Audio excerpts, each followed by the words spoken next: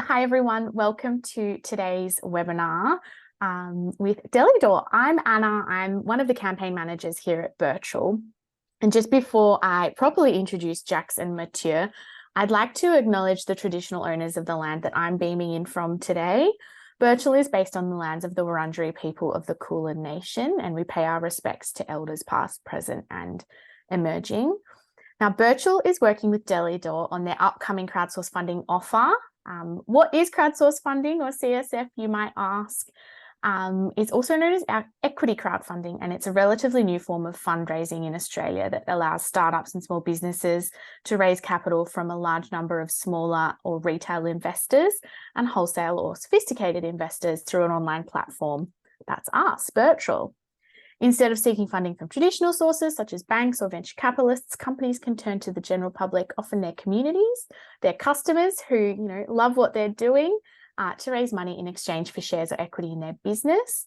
Now, Birchal Financial Services will be the licensed intermediary for the offer, and the information and discussion in this webinar is for informational purposes and should not be considered as advice or a recommendation to invest. Please do your own research and always consider the offer document and general CSF risk warning before investing. These are all available on birchal.com, which is, I dare say, how you found yourselves here today. Now, a quick little intro on how today's session was going to run. Jax and Mathieu are going to take you through a bit of a presentation. That'll be about 15 to 20 minutes. All about Delidoor. We'll then switch to a Q&A session. So you'll notice at the bottom of the screen, there's a little Q&A bubble. Feel free to pop any questions in there throughout the session, and we'll get to those towards the end. And we are recording today's session, so if you do have to jump off early, a recording will be circulated afterwards. Now, that is enough from me because you're absolutely not here to listen to me go on all night. I'd love to hand over and introduce Jax and Mathieu from Delidoor. Take it away. Thanks, Anna. Thank you, Anna. Hi, everyone. So, quick intro from myself. I'm Jacques. As you can probably hear, born in France, living in Sydney for the last 17 years already. Dad of two young, wonderful kids, a 6-year-old daughter, and then an 11 months boy, a bit more challenging right now. So yeah, that's me in a child. So good evening, everyone. Mathieu, so French as well, sorry, guilty. I've been in Australia for about 12 years now. I'm married to a Kiwi girl, and I've got 2 kids, so 9 and 11, so a bit older than Jacques. And yeah, I'm a former management consultant by trade, and I stopped that activity a few years ago to start a first business, which is actually the origin of Delidoor. So just to give you a little bit of background on how we got to Delidoor and why we did it and when. So my other business, it's in the hospitality field. So I've got a chain of cafes where most of the sites, the outlets used to be in the city. And I've been in the city operating very well for a long time, but we got hit extremely hard by COVID in 2020 and 2021. So I ended up having to reconsider what to do with the central kitchen that we used to have running to supply the food to the cafes. So I had a team of chefs and a kitchen all set up, and no work to give them at that time because obviously all the stores were shut in 2020. So I just thought, like, what can I do now? What do I do with these people? What do I do with the kitchen itself? And I started to do some home delivery of prepared meals. It was something that a lot of people try to do during COVID, and we're probably the only one today that are still doing it and doing it with good success. So that's interesting to note. So there, I studied Delidoor by myself in 2020, realizing very quickly by talking to the people I was delivering the food to that we were actually solving a real problem, and a problem that was here before COVID and a problem that was here to last after COVID. So, and we'll come back to that a bit later in the presentation, but it's at that time that I realized that, oh, that is actually interesting here. There's a good problem to solve, and I think I've got a bit of a vision on how to solve that problem. So instead of doing it as a side business next to my hospitality business, I decided to stop it completely and do it seriously, and do it as a proper business, completely independent from the hospitality one. And at that time, I got Jacques on board as well on the project, because we've got. So I used to know Jacques for years before, and I knew that we had a set of skills and experiences that were extremely different, but also very complementary. where I've got more background in manufacturing food and then hospitality business, where Jacques has a manufacturing also by trade, but also more recently through like startups and technology. And so both of us together are actually a good team. Maybe we can start then. Yeah, let's share. So we decided basically together in late 2020 to start Delidoor and launch the business for good, which we did after a few months of preparation. We did start it in 2021, in January, February 2021. That's when we started to deliver to real clients. Our mission as a business is to make real food easy. So just to give you a bit of an idea of what that means, for us, real food, it's real food, the food you would cook at home, and the same way you would do it at home. So it is nutritious, it is delicious, and it is clean. And by clean, we mean preservative or chemicals, artificial colors, artificial flavors free. So none of that in our food. And easy, because obviously the food is delivered to your place and it's all cooked and prepared. So that's what I just said. So Delidoor makes eating real food easy by taking care of the entire meal process, from meal ID generation, planning, shopping, and cooking. So that's the whole goal of Delidoor, of covering that whole process from the meal ID, what am I going to eat tonight, up to the cooking. So the only job to be done remaining for the clients are the cleaning up after that. Oops, sorry. The problem we're trying to solve, and we're solving actually pretty well if I base my judgment on what our clients tell us. The problem we're solving is I guess a lot of you on the call today I've got that problem on a daily basis. We both know that we're all getting more and more busy, and we probably busy and also prioritizing things a little bit differently. Like we don't want to spend hours in the kitchen, prepping, cooking. We don't want to spend hours going to the supermarket buying the food that we need to cook. But on the other side, people want to eat good food, and people are more and more aware what good food is, and they are seeking for that. So you've got both on one hand people that don't have time and don't want to prioritize, the cooking and everything that comes with it. But on the other end, people want to eat good and nutritious food. And on top of that, which is the third layer, on top of it, people want to reduce the mental load associated of meal planning. That question that, the kids ask us all the time, what are we having for dinner tonight? I don't know how many times I hear that question every week, but it is definitely on, it's in our daily life all the time. And when we're busy, we're a little bit stressed, or we've got other priorities, it's just a mental load that we'd love to be able to, share the pain with someone else. And so that's the problem we're solving for. Busy people, they want to eat well, and they don't have time to cook, and they don't want to think about it. That's the key point for us. People just don't want to think about it. They want to think about it maybe on the weekend sometimes, but not 7 days a week, lunch and dinner. It's too much, and they're very happy to offload that to whoever can do it very well for them. And that's the problem we're solving for today.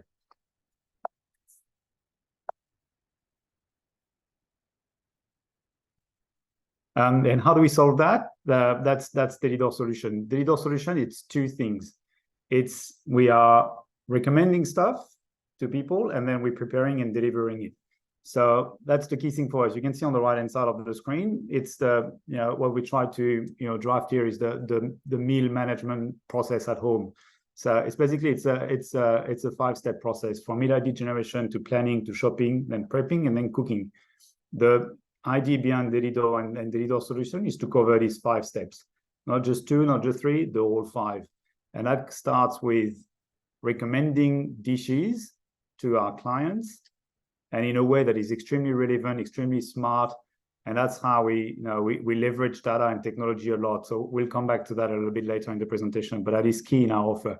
We want to be pushing hyper-personalized recommendation to people, and these recommendations, they need to be spot on, and they need to be relevant for our clients. And for that, the technology that is available today is beautiful. Now we can do things with the tech that we have today that was impossible to even conceive a few years ago.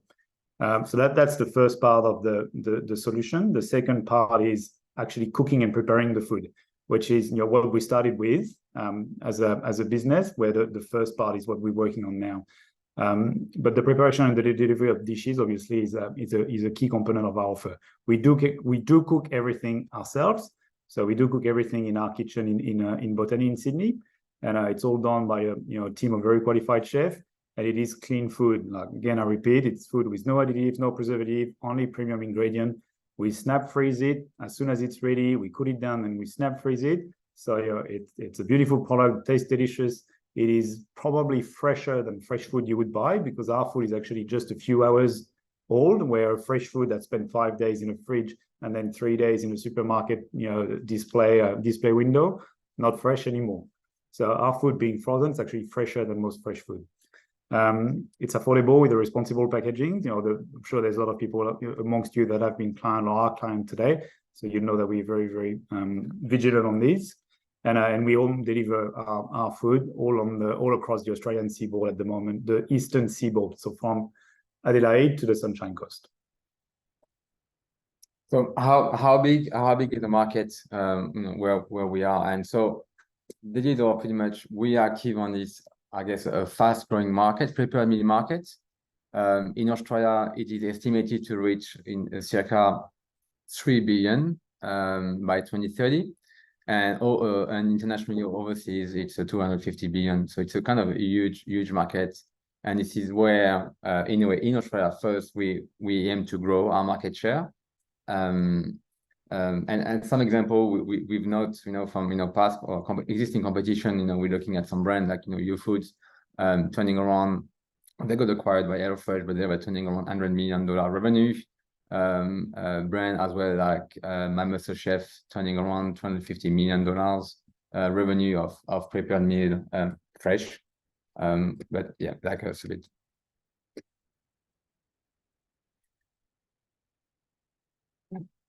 There's one. Yep. Yeah, and another point. So, kind of, what is today our key market differentiation is today it's a product, and it's now the know-how or how we cook those products. So we cook the food knowing that it's going to be frozen, and therefore there is a lot of skills that goes beyond that. And those skills are that's the skills that our chef Sebastian and his team as well bring to the business, and use on a daily basis.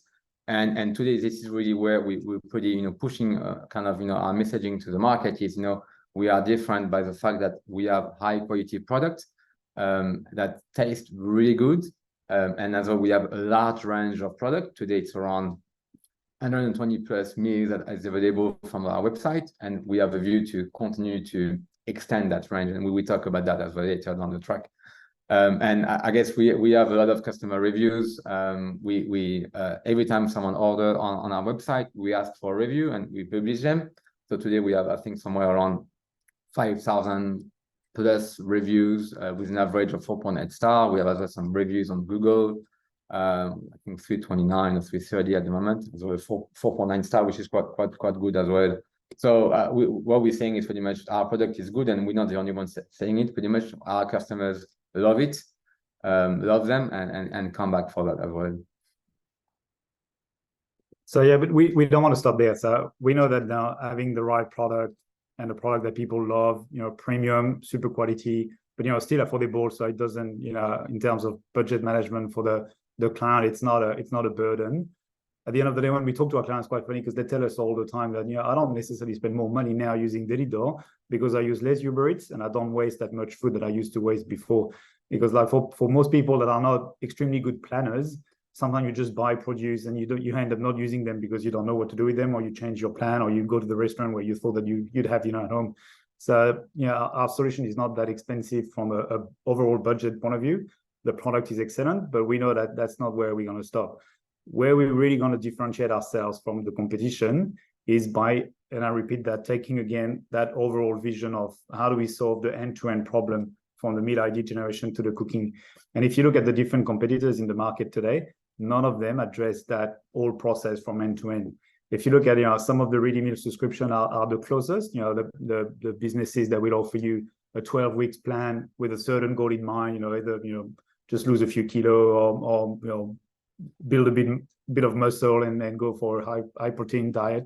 They'll do a little bit of meal planning and they'll do the cooking, but they don't really take into account what we call the meal ID generation, which is trying to find meal that people actually love and is suitable to their requirements, their taste, their flavor profile. That is not done. They'll just tell you that for your next plan or for your next week, you can choose among 3 dishes, and that's all you can have for, because that's part of your plan. So to us, doesn't solve the problem. Then you've got the ready meal a la carte businesses. They don't do any meal planning at all. Same for the delivery platform, your Uber Eats and restaurant takeaway. They don't do the planning. And same for the meal kits neither. Like, for us, don't solve the problem, because you still need to cook. At the end of the day, you're trying to, you know, choose a solution that will save you time.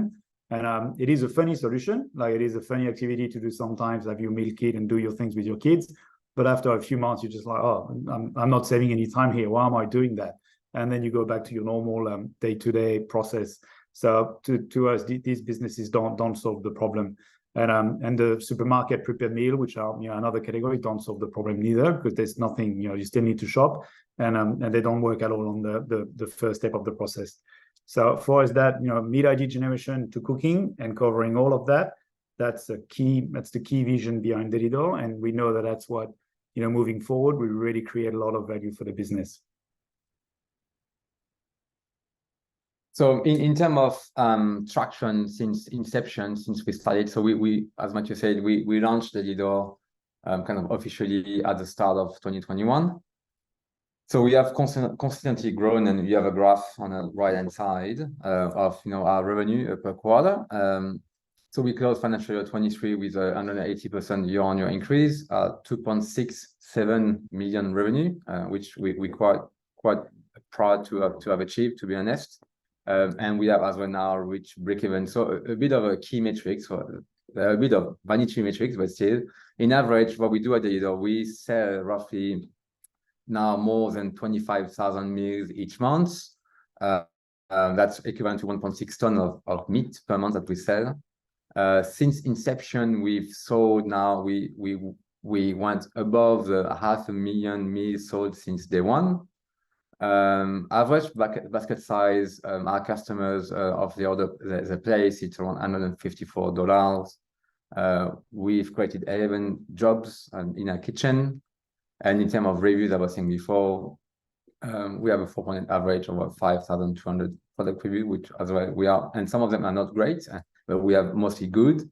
What we're trying to be is, like, as a business, we're trying to be, you know, transparent and honest. And so we're publishing every review that we can, as much as we can. And that's the 5,200 with 4.8. And then as well, we have reviews on Google for 329 reviews at 4.9. So, and as you can see on the right-hand side of our graph, a nice little graph, you know, graph showing our revenue since inception till Q2 of 2023. So that's where we're coming from. What's our ambition moving forward?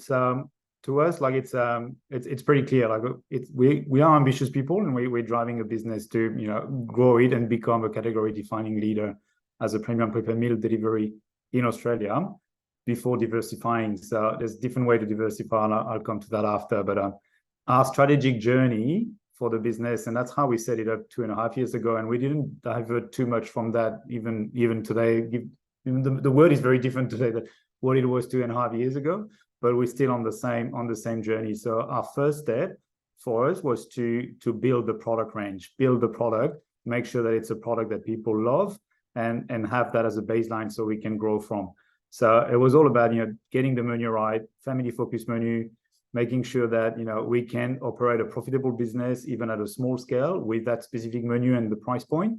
And then, you know, we tick that box, and then we can move to the next step. So that's our first step. Our step 2, which is what we're starting now, and that's one of the reasons behind the fundraisers that we're doing at the moment. It's to accelerate the growth and work on the service.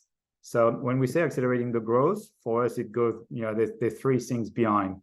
So, and 2 of them are around the product range, and 1 is about how we sell and how we distribute product and how we acquire clients. So the product side is, for us, we need to launch a single serve menu, which we don't have today. We've got a few what we call single serve, but they're not a full meal that you would have for a lunch or anything by yourself.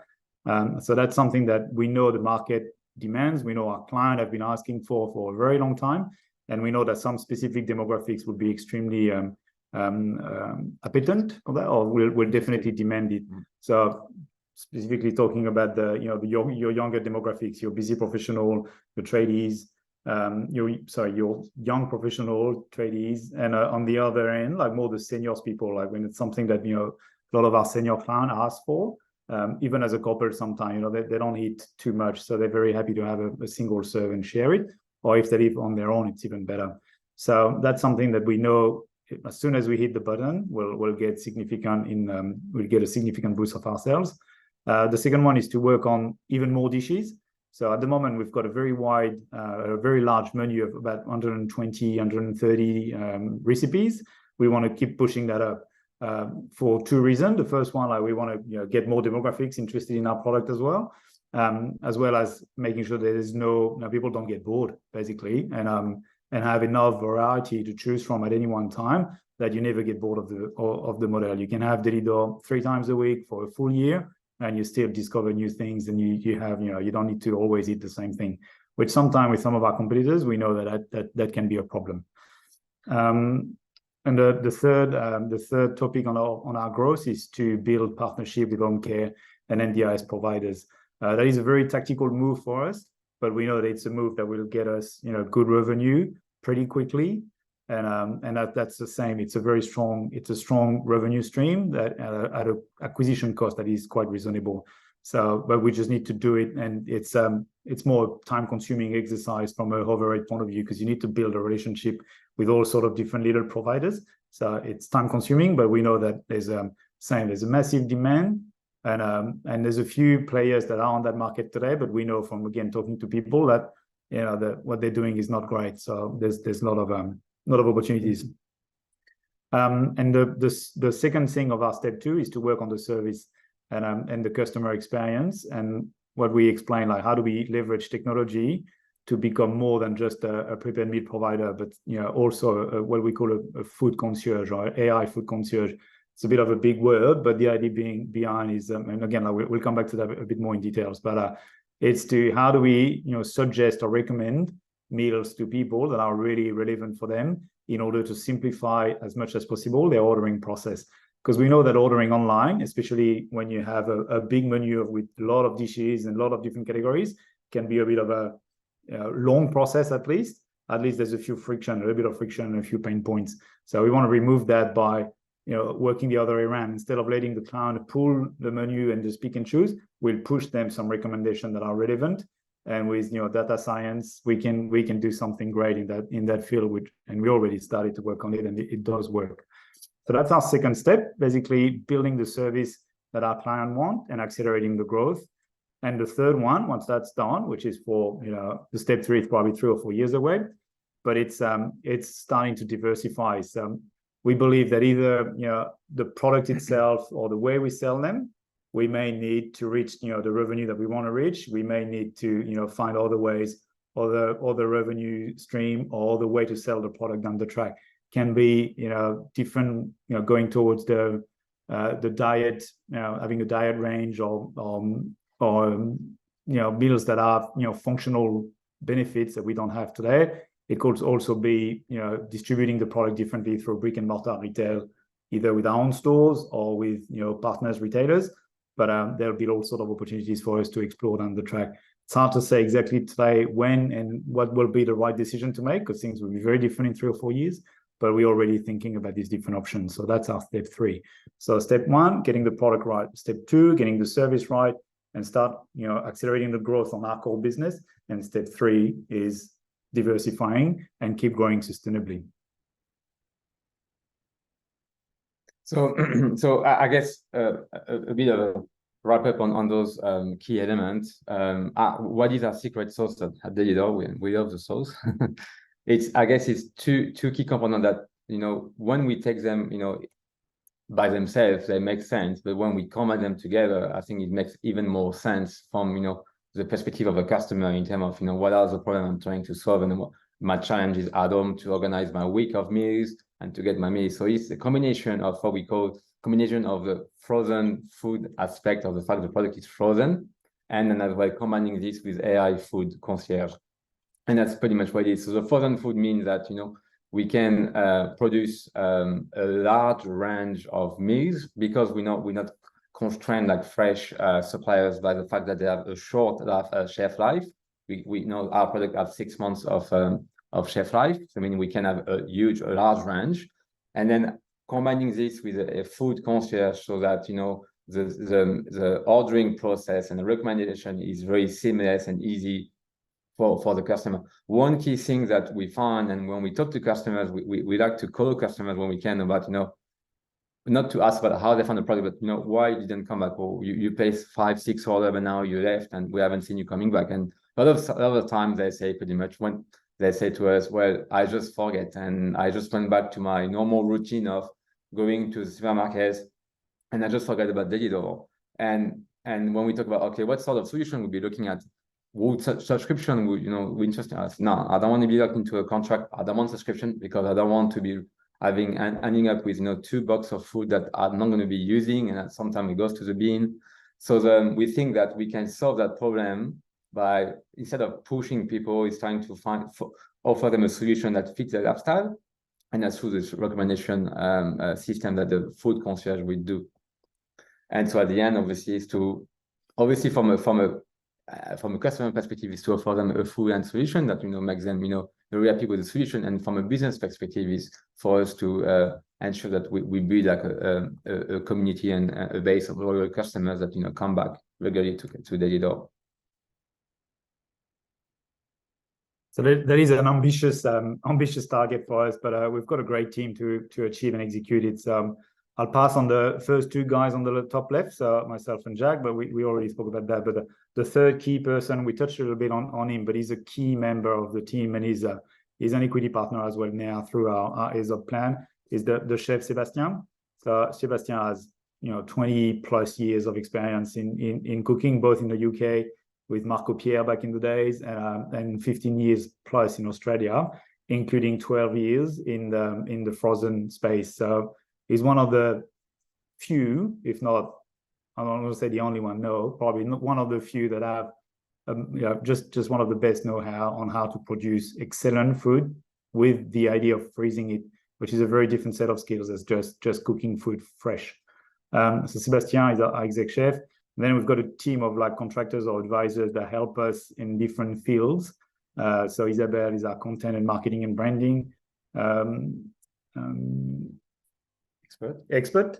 We've got Angela, Angela helped us on the e-commerce side. So she was in the management team of Amazon when they first moved to Australia a few years ago.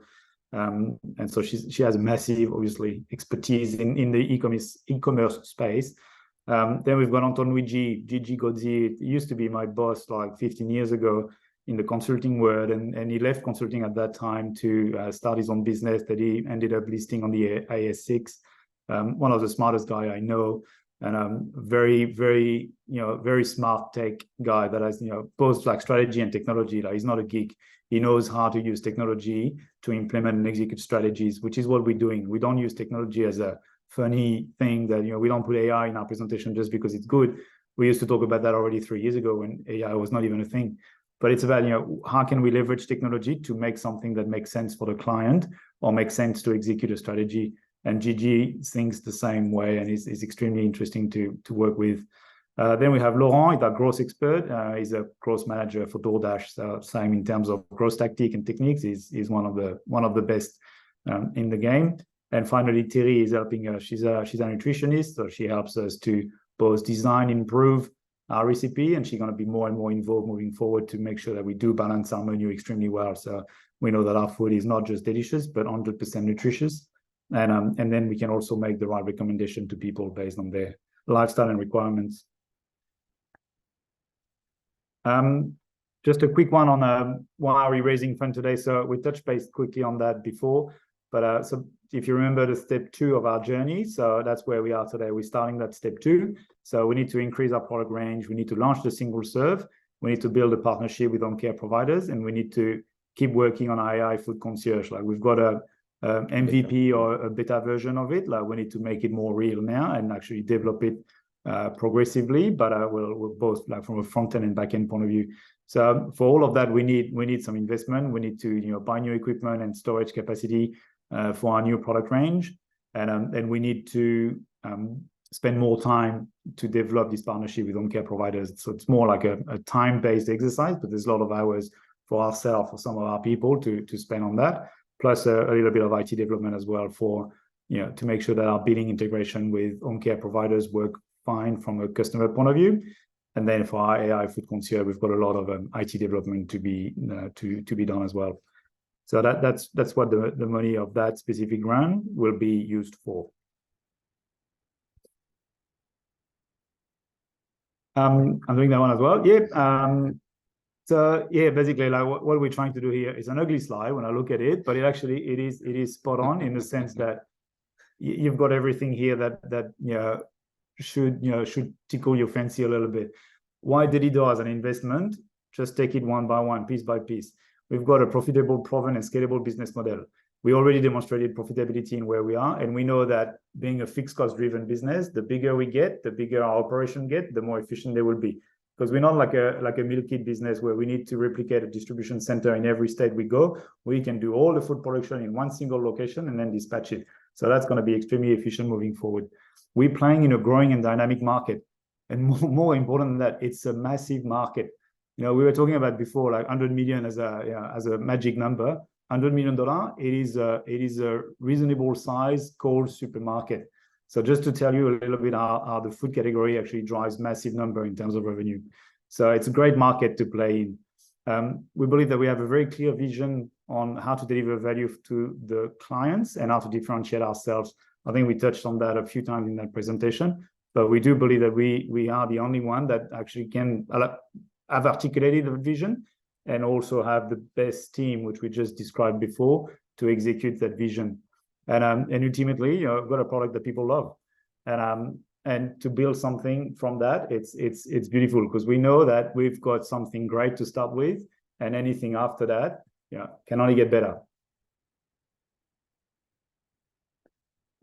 Just a quick recap on some of the, so that's pretty much the end for the presentation. So before we hand back to Anna for questions, just a key next step from our side. So the EOI, which is a phase that we are currently, the expression of interest, we close on Monday, the 2nd of October at 10 p.m., meaning that the next day, on Tuesday the 3rd, the investment offer will go live for private. So those that are already registered will be able to access it.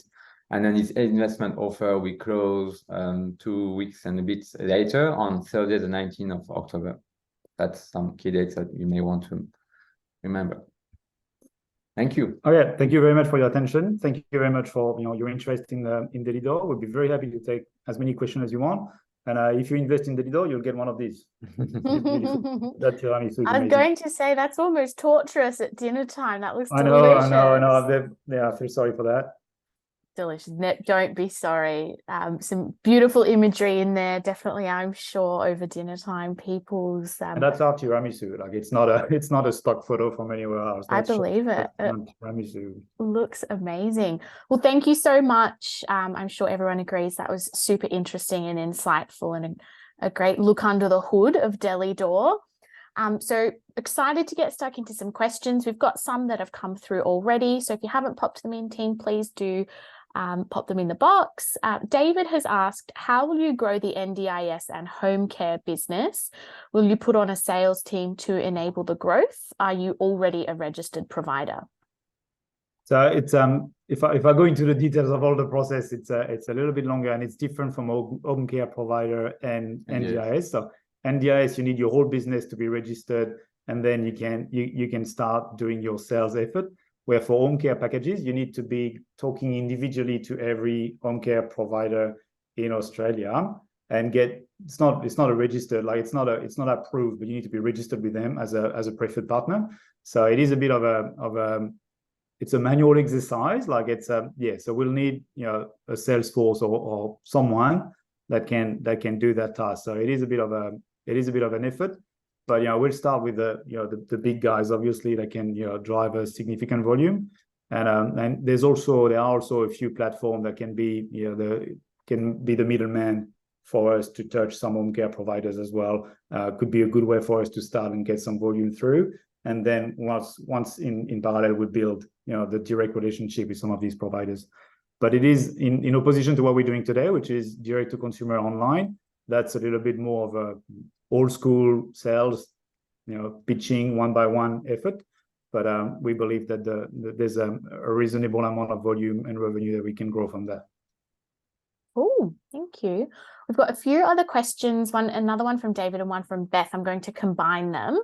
So David's asked, how many staff do you currently have employed by the business, and how many more would you need to achieve the goals in stage 2 of your growth? And Beth's question relates to what are those expansion plans in terms of prepping meals? I can repeat those questions. I've just fired 3 at you. So for the staff today, so it's let's start with the most important people. So the kitchen people. We've got 11 people in our kitchen today.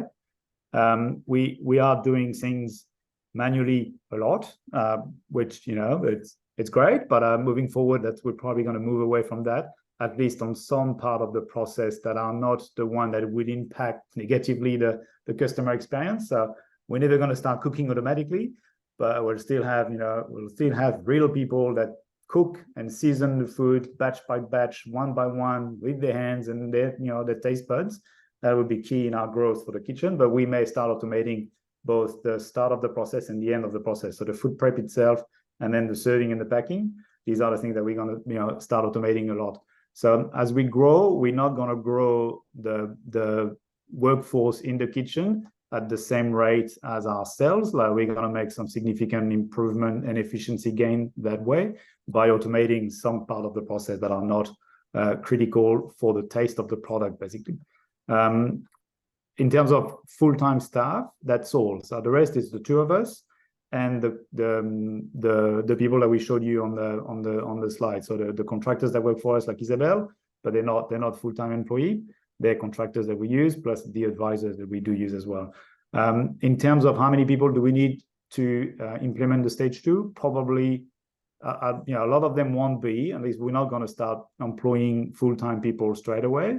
I think it's more a matter of for us to get the skills where they are. So we may need someone, part-time or full-time to do the sales for the NDIS, that's for sure. But for the rest, I think we'll keep going at least for the next 12 months with the people that we have. We believe that we can do 50% more, 100% more revenue by having a few people in the kitchen and keep working the same way in the head office. So very lean and very agile organization, which we're not going to but we're not going to start over employing people, because that's a vanity metric that we've seen a lot around. How many people do you have full time? We prefer to be flexible, agile, and variable cost based. So that's the plan for us. Awesome. We've got a question here as well from Marin. I hope I've pronounced your name correctly.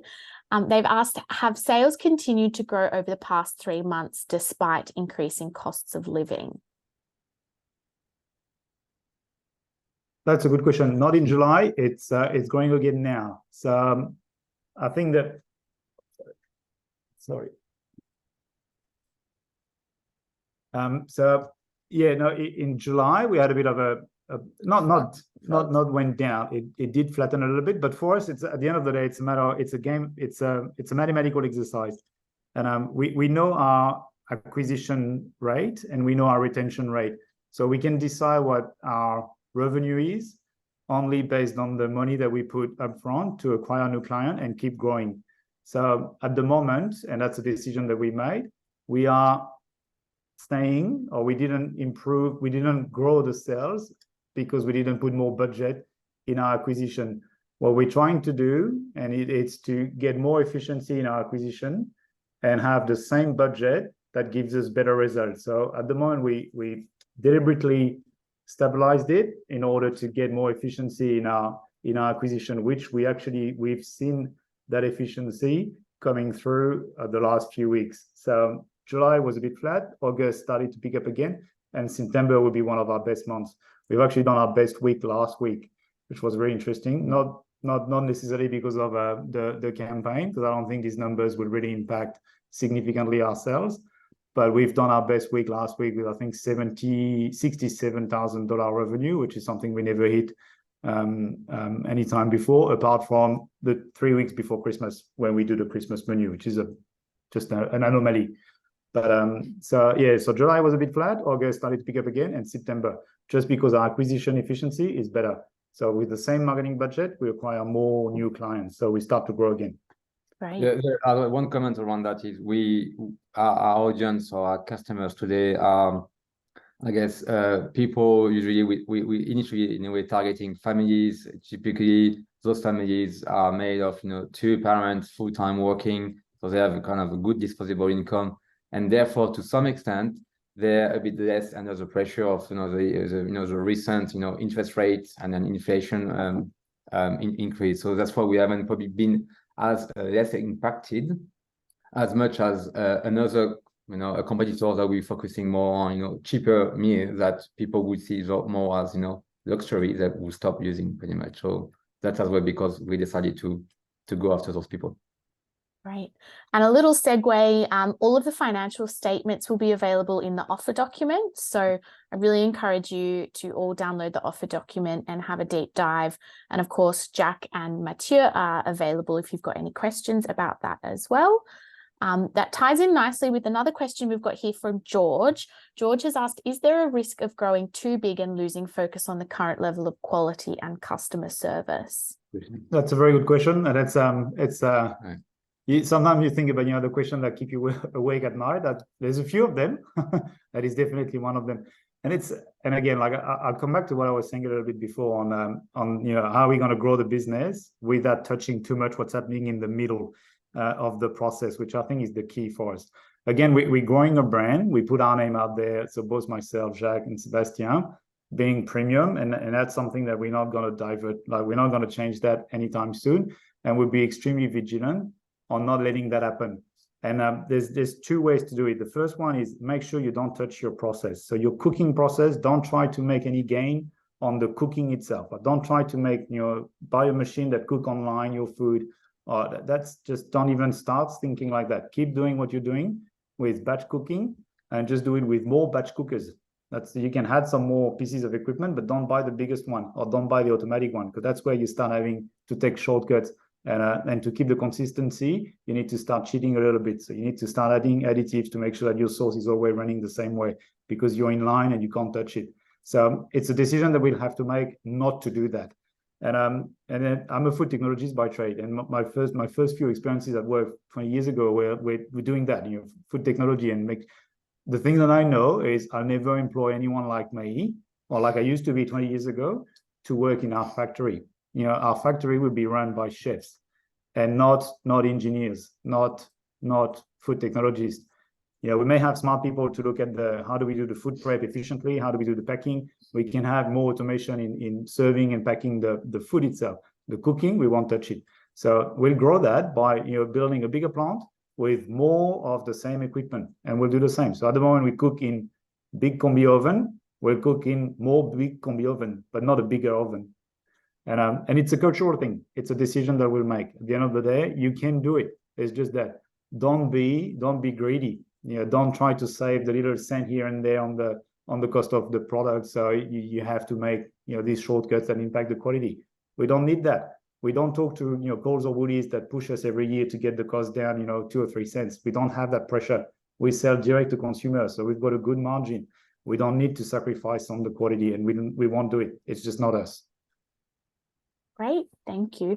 And just for everyone on the call as well, if I'm answering these a little bit out of order and I haven't quite gotten to your question yet, I'm just trying to group the common questions together so we're not sort of jumping around too much. So we will absolutely try and get to everyone's questions. Anyone's questions who we don't quite get to, obviously in the interest of time, I'm seeing that it's almost quarter to 7. So if we don't get to your question, the team will have your information and they'll reach out after the webinar to chat through this with you as well. So apologies if we don't get to it, but we've got lots of really great questions here.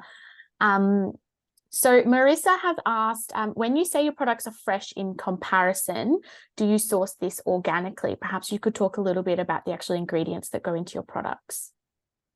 Organically, no. Like and I don't think anyone could say that in our industry. Just because if we had to source organic for all our range, our price point or our selling point will be 20% more expensive than what it is today. And at the end of the day, it is not what we're trying to do. It's unfortunate, probably, but that's the way it is. Like the supply chain of like commercial organic produce is not developed enough to make it competitive for a product, even if we premium, but we still want to make it available, and it's something that we want people to be able to buy and have Delidoor 2, 3, or 4 times a week. If we had to go full organic everywhere, it's just economically it would not work. So I don't think we'd be able to achieve our vision by doing that. So what we're sourcing is fresh, local, with people that we know, and everything comes from New South Wales. I'm saying that I think everything comes from New South Wales produce-wise, because from all our different proteins. Obviously the produce, we source them. We've got a produce buyer that goes to Flemington Market every morning and comes to us with the fresh produce every day. He buys them at Flemington for us, or on bush, and that's how we do. So it is local, it is fresh, it is premium. It can't be organic today. It maybe one day, if we're big enough and the supply chain is a little bit more competitive, we'd love to, because we believe in it. But at the end of the day, we also need to make sure that the product is at a price point that people can afford, and not just as a one-off every 2 or 3 weeks, because it's too expensive. Great. We've got another question from Max while we're talking product. They've asked, when talking product diversification, do you consider grocery, deli products, wine, etc.? Would your supply chain already be able to absorb this? So yeah, it's a good question as well. We actually when we started Delidoor, we had fresh frozen products as well. We had some wine, we had some deli, we had some cheese. That's probably when we started back in 2021. We quickly realized that anyway, to start the business, we had to focus on one segment, because then you kind of dilute your message and your brand, and people need to put you in boxes, and they're like, okay, do you do this or you do that? So we decided to go back to only the frozen. Now the way we intend to look at the product diversification is different ways. One is by talking to our customers. What other product you think you need, and we think more before we talk about products, probably more moments of the day. Whether there is opportunity to open more for the lunch or the breakfast options. There is as well diet option. Like when we go to after a family, you always have someone with intolerance to lactose or vegan. So you need to be able to cater for all the family, because if you want to be a convenient solution, the person that's placing the order, she or he doesn't want to go through 4 different websites with 4 different deliveries at different costs to get to be able to feed the family. And then there is, as well as Matthew was talking about, that diversification in terms of there is potential around diet. The chef has experience around in that space, and there is also a benefit around the fact that it's meal plan. So usually you've got a plan where people buy your product for 4, 6, 8 months. So it's in terms of acquisition and long-term value customer is pretty interesting as well to explore. So that is we got a lot of options. I guess some more for us is to prioritize these options. Option number 1 today is single serve, because this is something that all our customers from day one will be asking. And now we're really keen to launch a single serve. We already designed the recipes. And then after as well go after those home care package, because again, we have a lot of customers knocking on the door and asking, can you make a deal with my home care package? Because I want to buy Delidoor, and I'm just have enough of the other suppliers I've been dealing with. So that's step by step we're going to prioritize all of them, and then go and one by one. Great. We've got a question here from Tracy who's asked, can you explain more about the subscription service? So the subscription service is there is no subscription. We tested subscription last year with our customers. So Delidoor today, and when we started, was a la carte. What it means you come to the website, you pick your meals, and you go out pretty much. And then you come back if you think about it, or maybe we send you an email, like a nudge, to come back and place another order. This comes with some challenge around cost of acquisition, retention of the customers. And so when we thought about, okay, let's do subscription like everyone does, you go to every meal provider today in Australia, you got an offer on subscription. And all the time the feedback we received was, subscription is not flexible. You're not flexible. Subscription doesn't work for me, because it's pretty much I have to work around that subscription and it doesn't work for me. So we kind of, thinking about, what can we do around that while, achieving some business objective and as well delivering value to the customers and even us as parents and, using the system. The thing is like, what about if I had a system that, offer me a recommendation on a text message and then just give me an option of, 4, 5, 6 meals, because I've already told the system that I've got a family of 5 and, we want to eat Delidoor probably 2 or 3 times a week. And we don't like these ingredients and we like these ingredients and we always want the lasagna because we love lasagna and we're gonna, that's a dish we have once a week. And that's the sort of things that, would just make a recommendation to you. And the kind of the process to order, you just click yes, and that's done. We already have the details and it's done. Your order is done. And that's kind of the vision of, the subscription being not a subscription. So that it's so, it knows you so well that you can recommend something very relevant at as well as the best frequency for you.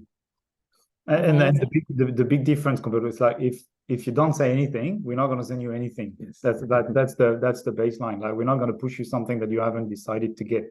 We'll make your recommendation. We'll nudge you, but that's it. Yeah, you don't want it, that's fine. You want it next week, in 2 weeks, just put 3 weeks time. Don't nothing else. And you're not going to end up having something at your door that you never, proactively ask for. Great.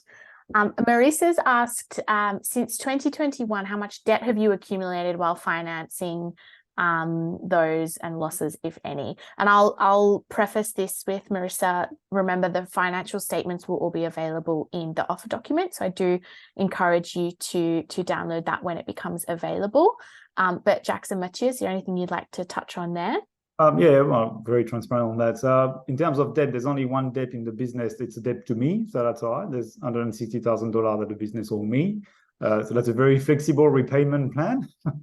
So I'm very happy to wait. We've got the only thing that we could be qualified as a debt is that we've got a leasing contract for some of our equipment. That's about it, but it's not a debt as such. But the business doesn't have debt, so we financed it through an equity seed round. Early 20 or late 2020, early 21, about 430,000, I think. And October 2021. October 2021. So and that's all we used so far. So we've been extremely vigilant. So we managed to grow a business from 0 to close to 3 million annual revenue rate from what we're doing today, with 430,000 worth of investment up front. Great.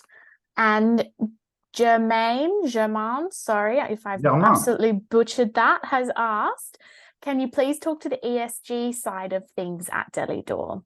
Obviously, that's a big topic and we've got 6 minutes left. So maybe there's just a quick little top line and you're welcome to, Germain, if you've got any further questions. I'm sure Jacques and Mathieu are happy to chat after.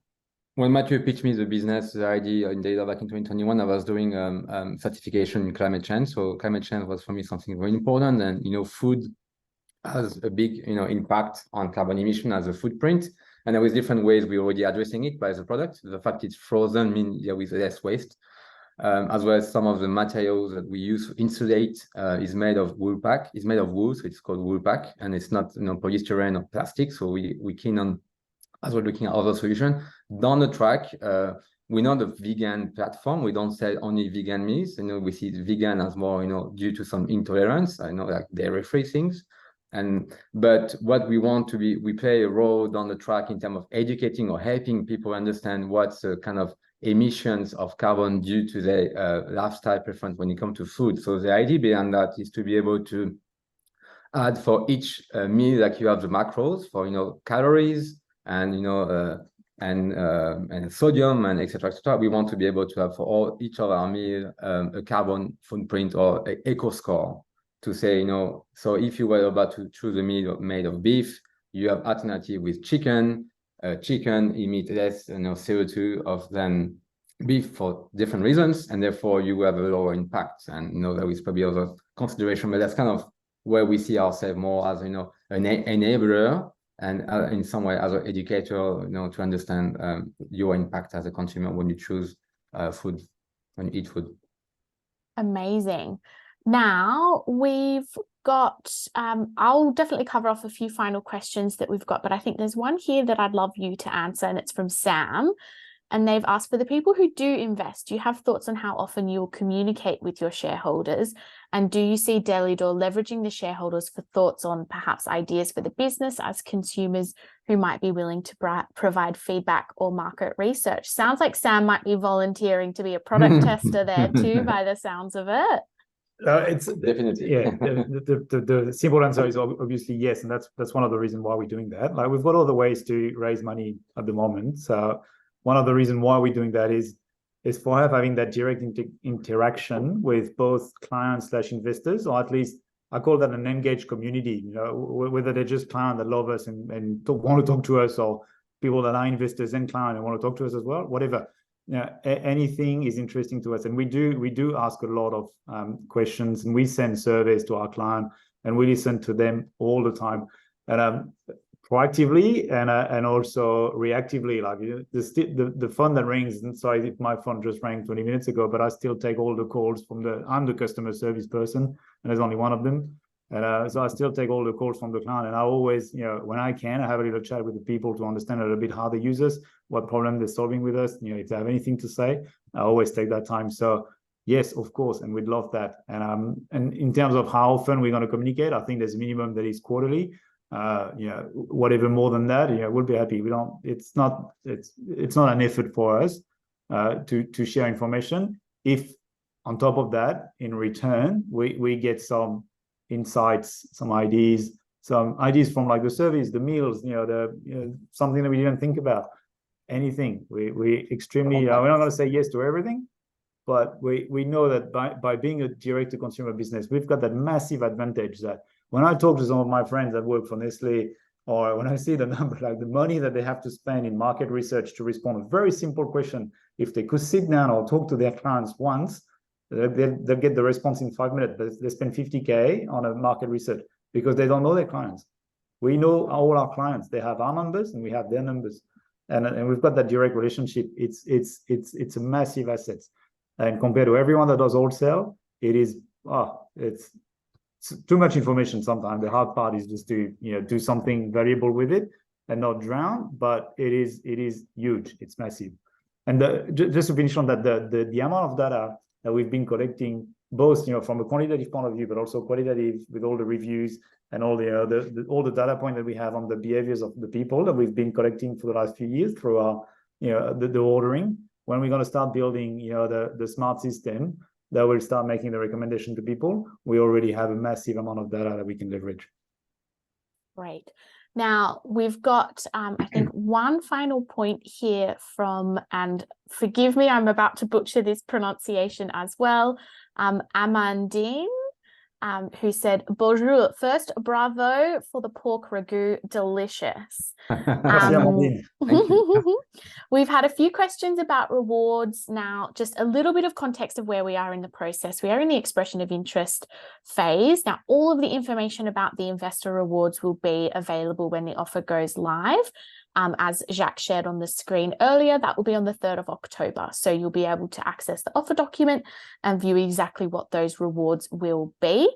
So I really recommend, if you haven't already expressed interest, jump on the Birchal website, log in, and you'll be first to know when that goes live. We have a few other questions about, for example, are you going to be planning on registering on the stock exchange, timing around that, things like that. Just a little bit of context for people who may be new to crowdsource funding. The ASIC actually has quite a firm view on future projections and how these can be presented as part of a CSF offer. So we're rather limited in how we can discuss things like that, but a little bit of information about the type of asset class that this is. Now, when you're buying shares in a company like Delidoor, you are buying fully owned ordinary shares. And in crowdsource funding, these shares are considered illiquid as they cannot easily be transferred or sold. However, there are numerous possible circumstances that may create an opportunity for shareholders to exit the business.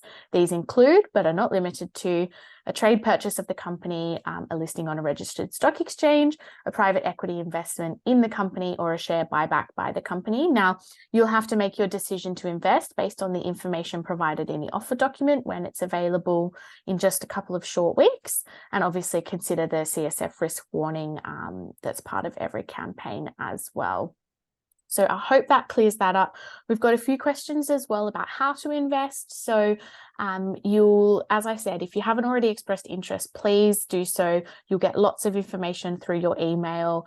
All you'll need to do is jump onto Delidoor's profile on the Birchal website. There'll be a fun little button on the top right-hand side that says invest or click here to invest. Click that button, it'll take you through the process. If you're having any troubles at all, we have a customer service team who are more than happy to jump in and help you. We get it. If it's your first time, sometimes you're not quite sure what you're doing. So absolutely, please reach out if you need any help at all finalizing your investment. And I think, Janet has also asked, how will the shares or investment be registered? Now, Delidoor will elect a share registry. So once the investment's finalized and the cooling off period has elapsed, you'll be contacted by Delidoor's chosen share registry, and you'll be asked to set up your account, and all of your communications from there will be managed. So we talked earlier about those shareholder communications. You'll be contacted through there, and you'll also always be able to contact the team through their Birchal profile. There's a little messaging function. You'll also be able to email them as well if you've got any questions at any point. So that's enough from me. I might let Jacques and Mathieu say good night. I hope you do it in French just to really lift the mood, and I'm definitely not going to attempt it. So from Birchal, thank you all so much for joining. It's honestly such a privilege and a joy to run these webinars and learn about such incredible businesses. And Delidoor, Jacques and Mathieu, thank you for your candor tonight. It was super interesting. And that's enough from me. Good night, everyone. Thank you very much, Anna. Thank you, everyone, for joining us tonight. I hope that we answered some of your questions, a lot of your questions, and I hope that you understood where we're coming from and what we're trying to achieve. And Delidoor is a great business. It's a great business. Love it. Thank you. Thanks, everyone, and au revoir. Love it. Bye, everyone. Bye.